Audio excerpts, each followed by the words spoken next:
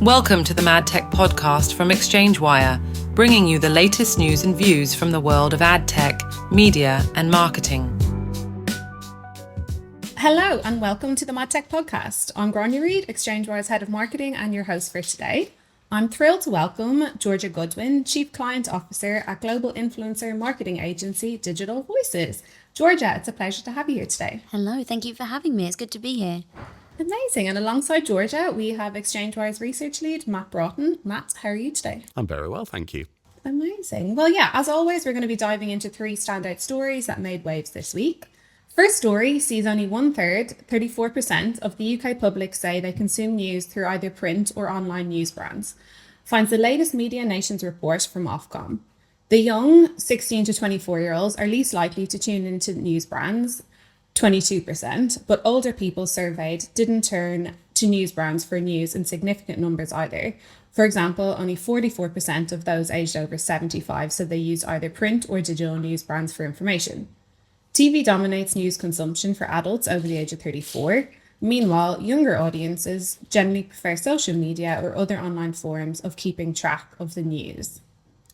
Georgia, to you, what are the biggest hurdles for traditional news brands as they try to adapt to changing news consumption?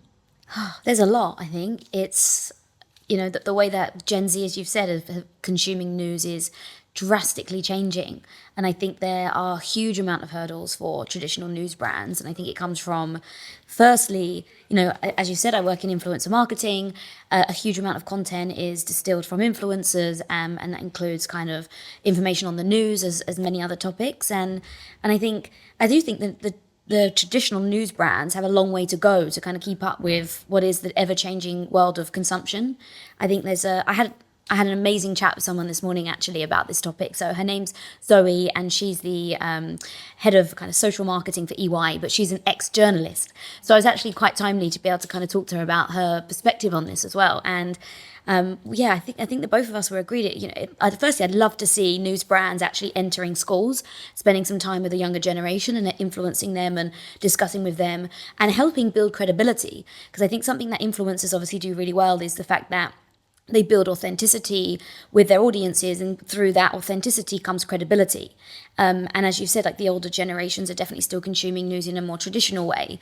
But I guess if you are to go on to Sky News tonight, you are, as a Gen Z, are potentially not going to be reflected in the journalists that are kind of presenting back to you. So I think firstly, it'd be really interesting to see how they could leverage influencers, maybe in more local regions, to actually kind of talk more authentically and basically kind of adapt to the times. Yeah, no, definitely. And I guess touching on that, Matt, so what are your thoughts? Do you think the decline in direct news brands consumption is a crisis of trust, a crisis of format, a crisis of relevance? I wouldn't necessarily call it a crisis. Obviously, looking at the report charts, it's easy to seize upon those relatively lower stats for the news brands. Obviously, the only 10% of 16 to 24-year-olds are reading newspapers, or that only 1/3 are consuming that via the traditional newspaper brands. But actually, when I looked at the stats, I thought, oh, wow, this just shows how diversified UK audiences are in terms of their news consumption. 34% through newspapers, 51% through social media, 37% through radio, 68% through television. It shows that people are consuming news in several different ways. So it's not just a newspaper good, social good, everything else bad or whatever. And I think as well, the report went on to mention in terms of the timing of the ad placements. And I think that's something to really look to in terms of brands wanting to advertise against news publishing, to kind of strategize in terms of where, when and where their ad placements are being placed, just to make sure they're getting the most out of each individual channel. Yeah, I think it's an interesting perspective as well, because I don't think it isn't a crisis as such. I think it's a very big shift in the way that news is consumed, and I think we should embrace that, and I don't think we're going to get people back to watching it on TV in the traditional sense or in the newspaper. Something I think could be really interesting for news brands to consider is, I guess, the only reason I go onto Facebook is to look at like my local communities. So the area that I live in, what's happening with the local coffee shop, or is there a new Now shop that's popped up? And I think that could be a really cool way for news brands to infiltrate that world, because I think people are looking for even more localization, and we're not just talking town, all the way kind of down down to postcode level. And I think in a world of kind of AI automation and things feeling maybe more generic, actually people are wanting more localized communities, and actually news brands could infiltrate that in a really cool way. Yeah, no, that's really interesting. And we saw that there was over £500 million lost in ad revenue since 2019. There's been a decrease of 534 million in annual ad spend between 2019 and 2024. Based on kind of what you were saying, do you think the ad industry is abandoning news brands too quickly? Potentially, but I think news brands need to find a new way to commercialize and monetize their offering. So I think they probably haven't adapted, and it's probably it is still a very similar sense that it's been for a long time in terms of the way that you buy ads with news brands. So I think they should potentially look to adopt different ways to monetize their offering, and look at other ways to engage and essentially have coverage as a brand. So I think they could look at different types of partnerships, or as I mentioned, I think influencers could be a huge opportunity to support and build credibility with trusted influencers, and equally in partnership with news brands. So I think it's a way for them to adapt so that the ad revenue isn't kind of being detached from the business. Interesting. And Matthew, how should advertisers respond to this shift in media consumption? So I think, obviously, in terms of the shifts, yes, it's going on within news, but in terms of how much budget is being allocated towards news, obviously we had that WPP Media, if I can say that correctly, appearance at the House Judiciary Committee last year, when they revealed that only 1.28% of their clients' digital budgets are going towards news. Obviously, brand safety concerns have been there in the past, and that's predominantly what they're saying there. But obviously, if you look at how much people are consuming news, it's an untapped opportunity. And in terms of, to George's point, in terms of that diversification of what publishers can do, we've seen obviously stats come out in the last couple of days in terms of the New York Times doing absolute gangbusters in terms of its ad revenue. I think it's up just over 18%. So to that point, the diversification I think is really important, and I think there's possibly a missed opportunity for the UK publishers to be exploring CTV channels. Obviously, you've got lower barriers to entry now. You've got so many AVOD platforms out there, and I think last year we saw Chick-fil-A, the US fast food restaurant, launch their own streaming service. If they can launch a streaming service, then why can't, say, the likes of The Guardian or The Independent launch their own CTV channel? I flicked through an unspecified AVOD platform yesterday, and the second best performing channel at that time was the Cash in the Attic channel. So I think obviously there's more opportunity there for UK publishers. News is that there is obviously this appetite for news. Maybe explore the other channels. They've embraced podcasting. Why not CTV at this point? Yeah, what opportunities, Georgia, do you see here for different players in the ecosystem? I guess it's a tricky one. I think that for me, I kind of mentioned it earlier, I think that in terms of different players in the ecosystem, I think it would be local influencers with credibility, and people that do already have that I guess a strong following, and they speak about news regularly. I think a partnership with traditional news brands, and news brands could kind of diversify their audiences, have the ability to speak to younger audiences such as Gen Z and find it more engaging. I also had a look at unspecified news brands, social platform, and a fair few of them, and they feel very samey. That you can't really differentiate the UK news brand social kind of feeds from the other, and I think actually they kind of missed a mark, I guess, because it feels very samey to the way that they're showing up in other platforms. So it feels very samey in the way that they might show up on kind of live TV and also in the newspapers. But I actually think what they've forgotten is it'd be better to penetrate a new audience through the social platforms. So I think actually leveraging other voices and not just their traditional kind of journalists. I think something else that could be really interesting is actually using journalists who are specialists or scientists or nutritionists or people who are actually on the ground and understand. So if hypothetically, if you're reporting on something around, you see this all the time, like blueberries is the latest superfood, like those types of kind of news updates, actually, rather than just your traditional X News brands, journalists reporting on it. Be amazing to hear directly from the source of the scientist or the nutritionist behind it. So there's so many amazing influencers in that space who are experts in what they do. So actually hearing from them directly as the journalist and the specialist, I think could really build trust with a much younger audience. Yeah, amazing. Yeah, lots to look at there. And as we see news consumption habits evolve, so must the strategies behind them. Let's shift gears a little bit and dive into the next big news story, shaking up the creator economy. Mm-hmm. It has become more expensive for brands to work with influencers over the past 6 months, following the leader of Unilever saying he wants to drop 50% of its annual budget on creator marketing, according to The Drum. Premier Foods and Nescafe have announced similar plans. Since Unilever's announcement, several social media agencies have said they've seen an uptick in client spend and requests for proposals. According to research from Billion Dollar Boy, 52% of UK marketers are now investing in excess of £765,000 annually in creator marketing. Similarly, 7 influencer marketers told DigiDay that creator rates have risen noticeably across all platforms. 3 of the marketers reported that some creators have doubled their fees from 2024. Creators are also charging higher sponsorship rates because they understand that they're taking on an increasingly central role in brands' marketing plans. Influencers charging extra fees for exclusivity or the rights to use their content on other channels is also becoming more common. Georgia, what do you think of these price increases? Firstly, I think it's amazing to hear and see how many brands are now taking influencer marketing seriously. So my background, I spent kind of 15 years in the world of WPP, working across a multitude of channels. And kind of as I left the world of WPP to specialize in influencer marketing, it felt a little bit taboo. It's like, oh, I can't believe you're going to go and work in influencer marketing. And I guess at the time I spotted it as an opportunity. I could see that was going to be drastically growing.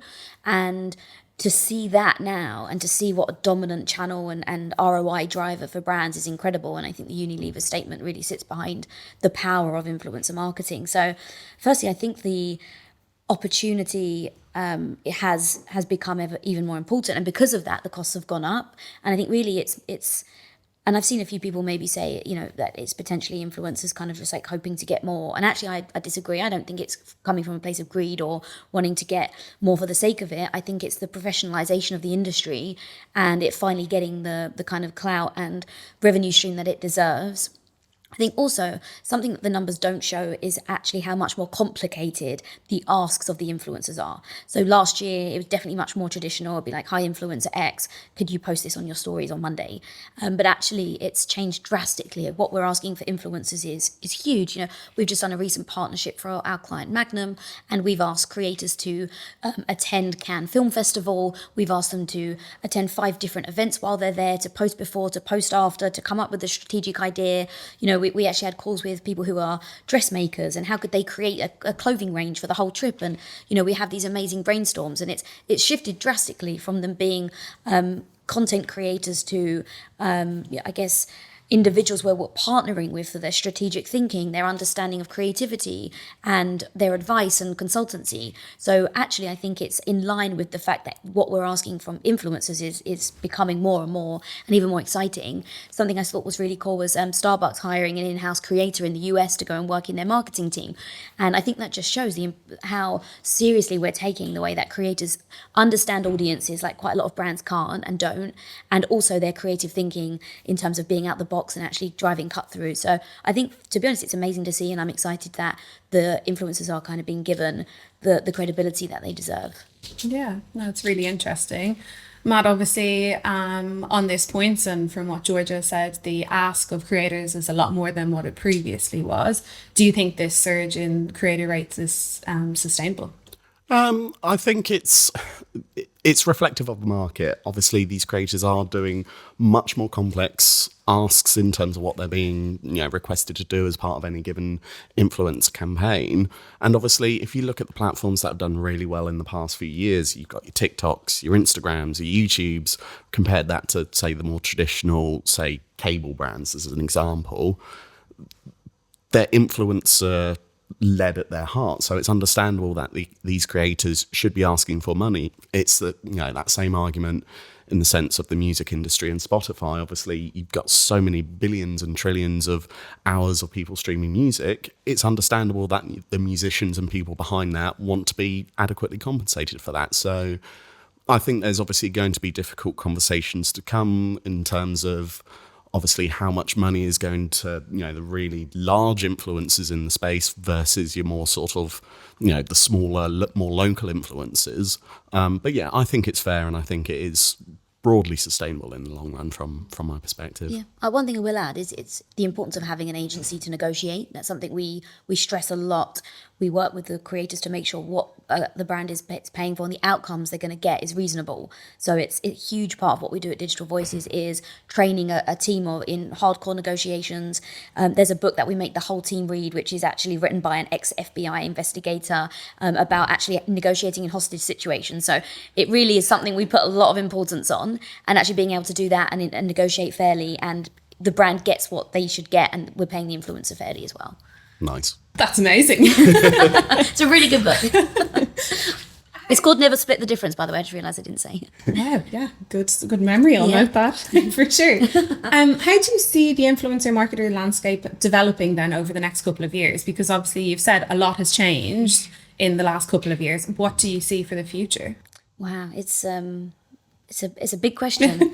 I think to be honest, I think we're on the journey already. I think there's a huge amount of shift that's happening. As I said, the CEO announcement from Unilever is showing the direction things are going in. So firstly, I see creators sitting around the table at the beginning of a brand's annual planning strategy or campaign strategy. So I think traditionally influencer has been, maybe not so much this year. I think we've made some big leaps and strides, but last year, maybe the year before and before that, is a bolt-on. It's kind of, we would get briefs for the Super Bowl, something that happens at the same date every year, but the TVC was done, the TV, spot was booked, and a week before we should do influencer marketing. How do we do it?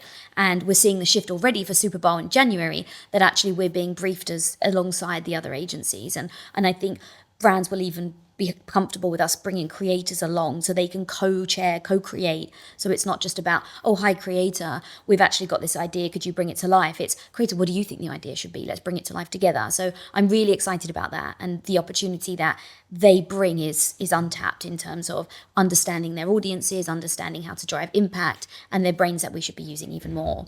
And I think alongside that is product co-creation as well. So how can they feed into, okay, Brand X is looking to launch some new products next year, but actually what the Gen Z want, we don't understand what it might be that we are currently offering that could be a differentiator. So how could you bring influencers into the room to co-create and actually productize something for the future? So I think it's using them more as a strategic visionary more than ever, and I think it's going to be really cool.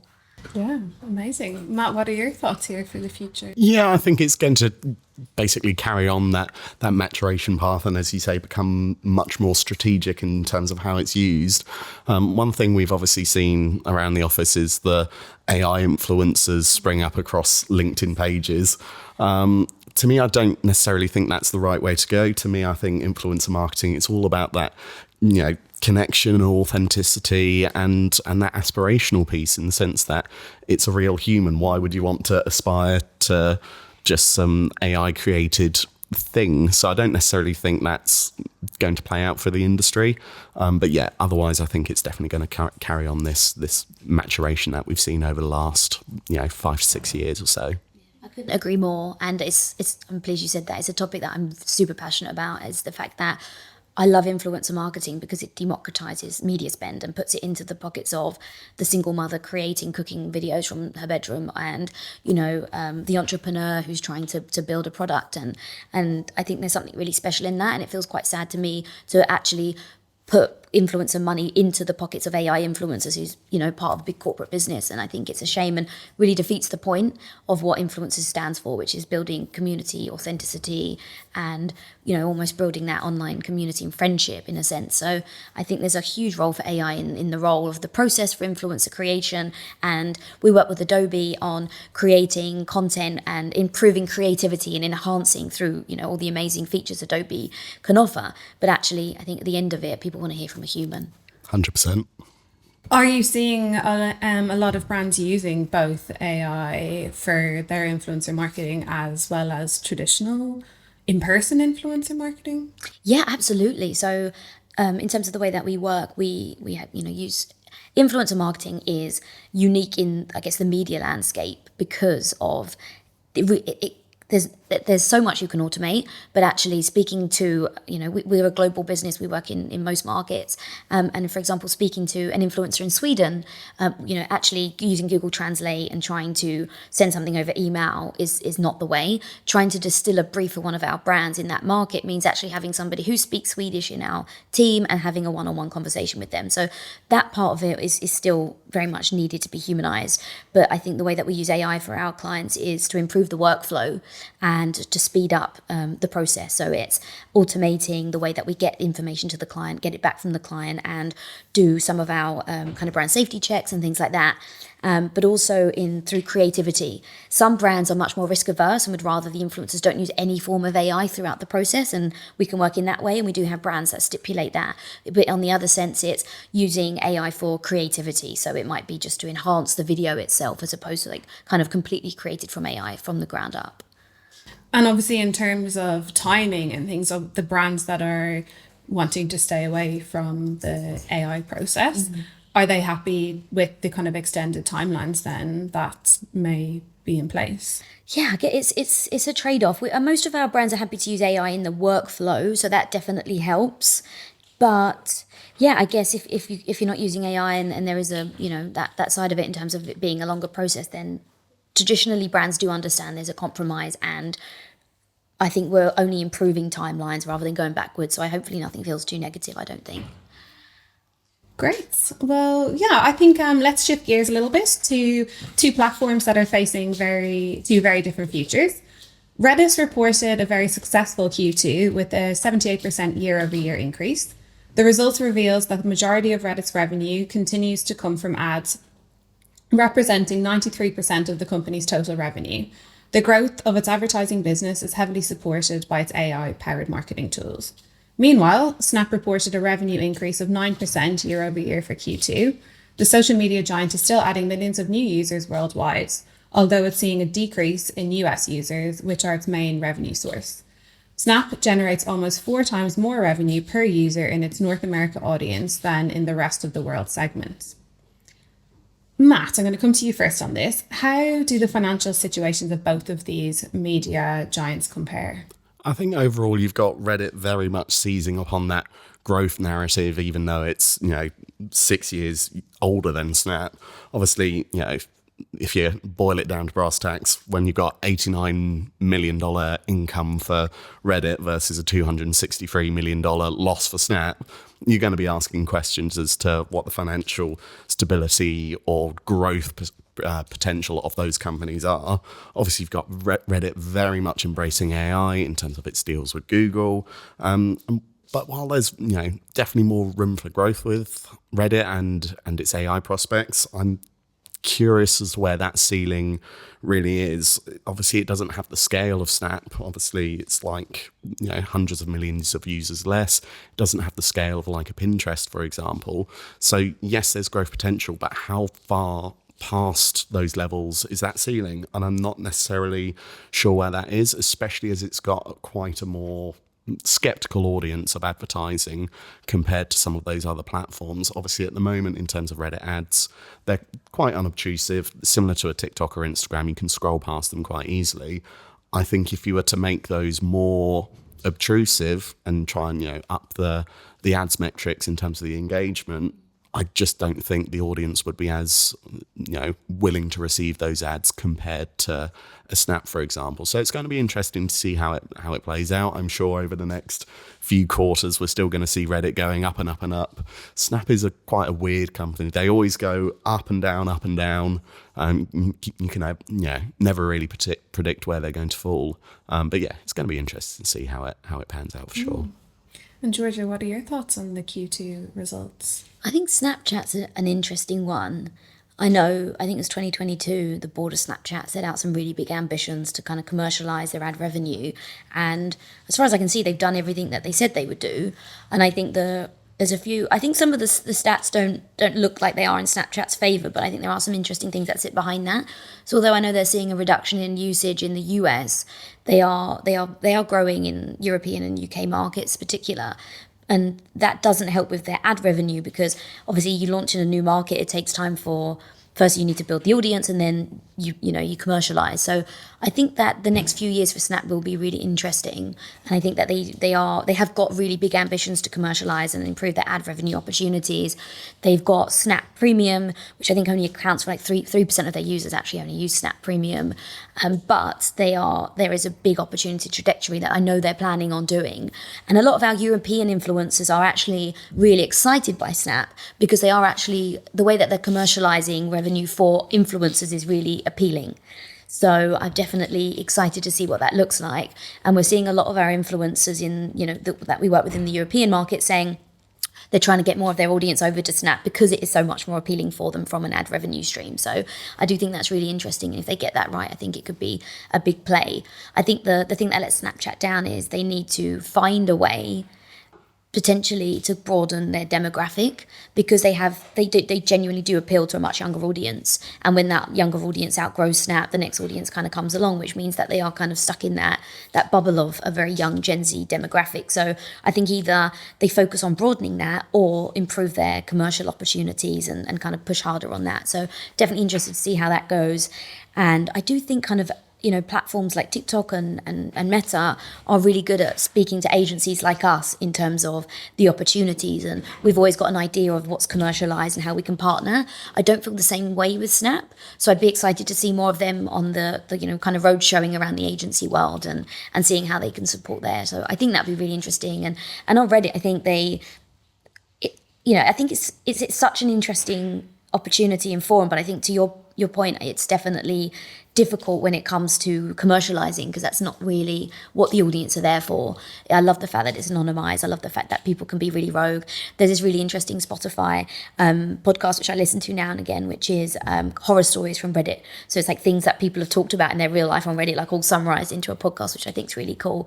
But obviously with the search functionality on Google and the fact that a lot of LLMs do scrape Reddit for their learning, that you are seeing even more of the conversations being resurfaced. So I think there's really excited genuinely to see how things change over the next few years and what we can learn.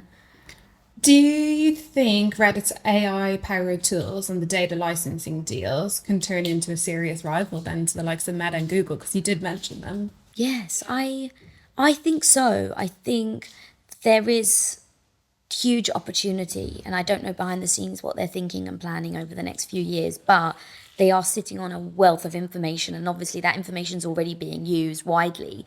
And it's really impressive the way that they use their AI to scan and summarize that information, because, there's so many things I ask about on Reddit, and actually thousands and thousands of comments, but the fact that they summarize it so beautifully with AI, and it makes it so obtainable and to quickly pick up on something. Like I said, I think they're sitting on streams of data, and I wouldn't be surprised if they are really smart with the commercialization, even more so over the years, but maybe in a less traditional ads revenue perspective and more in an insight-led perspective. Yeah, that's interesting. Matt, have you got any thoughts on this and the Reddit's AI tool? Yeah, I think it's kind of a double-edged sword. I agree. There's so many opportunities in terms of how they could potentially leverage that AI data, but also in terms of, you've got to remember, it's still the core platform in and of itself. And there was a quote in the earnings from their CEO which said that our communities show how valuable human conversation and knowledge are. And I don't know about you both, but already on some of the subreddits I subscribe to, there are a couple of conversations where it's just like, has this been written by AI? Either in terms of posts and comments, and you've had people responding saying, this looks like it was written by AI. So I just don't want them to, kill the goose that laid the golden egg in terms of how valuable that platform is, as you say, in terms of the human interaction and conversation, when if you're going to have AI coming into that, kind of spoiling that a little bit. Yeah, but there are true. opportunities there. Yeah, I did read something that's quite interesting recently, that some researchers from Zurich University actually infiltrated a few Reddit conversations with kind of AI agents that they'd built, and they were trying to understand if AI bots could change human perceptions. So it was like on very particular topics that people were all having a very similar discussion on, and the AI bots were there to basically change people's mind. They got caught and they got told off, and it never came to anything, and the research was never allowed to be released. So we don't know whether or not they did or didn't change people's minds, but that's quite scary that people are seeing that as an opportunity, and like you said, it kind of defeats the point. Like, it's anonymous, so we don't have to be AI bots, we can be ourselves and no one's going to judge. So I think that's what we need to lean into with Reddit. Yeah, definitely wary on that one for sure. Keep an eye out. But obviously on the other side of that, from the human side of Reddit, we're obviously seeing their AI paying off big time. Snapchat's global growth isn't quite enough to mask its US slowdown, unfortunately. But yeah, two platforms, two very different trajectories. And yeah, I think that's a nice place to end that story. And I guess that's a wrap for the podcast this week. We have seen some nice shifts in the creator economy and platform power plays. So yeah, thank you so much, Georgia. I really appreciate you joining us this week and sharing your thoughts. Thank you for having me. And Matt, as always, thank you very much. Thank you. And that is it from the MadTech Podcast, and we look forward to tuning in next week. You've been listening to the MadTech Podcast, brought to you by ExchangeWire.